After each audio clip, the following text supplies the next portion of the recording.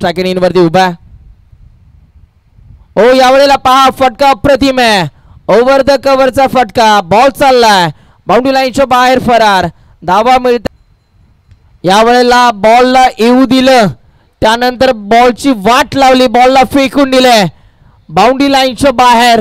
Long ऑफच्या डोक्याला तयार. याही वेळेला पुन्हा एकदा बॉलला पाठवलंय लांब लांब लांब लांब लांब लचक. Back to back 2 बॉलवर.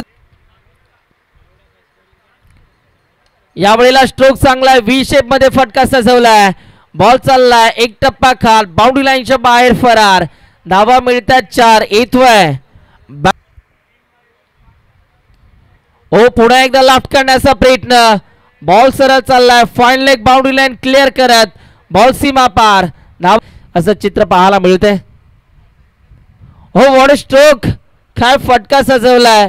बरोबर बॉलला पीक केलं आणि त्यानंतर बॉलला रीड करत असताना पवन यावेळेला लॉफ्ट केले. बॉलला पाठवले बाउंड्री लाईनच्या बाहेर. या मॅचची पूर्णपणे हवा काढणारा हा षटकार